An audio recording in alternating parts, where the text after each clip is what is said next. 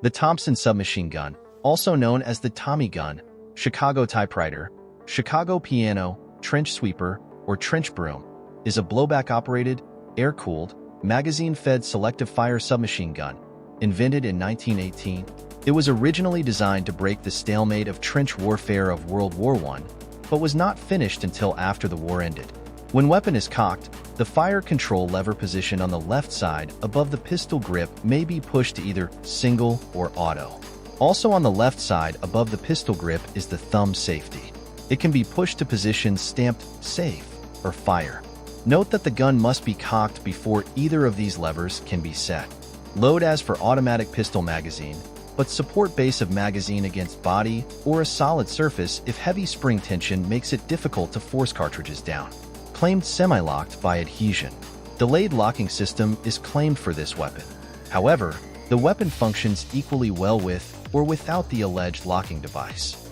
Note: later and cheaper models of this gun eliminate the so-called blish principle of adhesion of slipping inclined faces. Cooling fins on barrel. Bolt stays open between shots, permitting circulation of air through breech opening and barrel.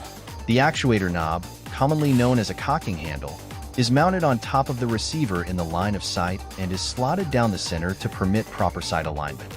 The Thompson saw early use by the United States Marine Corps during the Banana Wars, 1898 to 1934, the United States Postal Inspection Service, the Irish Republican Army, the Republic of China, and the FBI, following the Kansas City Massacre in 1933. The weapon was also sold to the general public.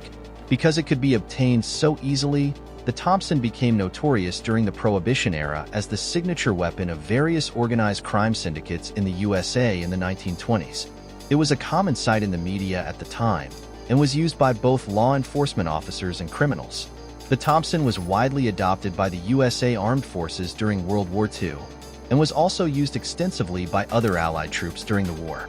Its main models were designated as the M1928A1, M1 and M1A1 during this time. More than 1.5 million Thompson submachine guns were produced during World War II. The original selective-fire Thompson variants are no longer produced, although numerous semi-automatic civilian versions are still being produced by the manufacturer Auto Ordnance. These models retain a similar appearance to the original models, but have various modifications in order to comply with USA firearm laws. At an Auto Ordnance Board meeting in 1919 to discuss the marketing of the Annihilator, with the war over, the weapon was officially renamed the Thompson submachine gun. While other weapons had been developed shortly prior with similar objectives in mind, the Thompson was the first weapon to be labeled and marketed as a submachine gun, and M1 the latest model of the Thompson submachine gun manufactured for the U.S. Army.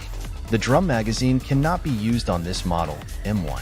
Replaced by M3 grease gun in 1942. Designed by John Taliaferro Thompson, the youngest ever colonel in Spanish-American War and later become a general.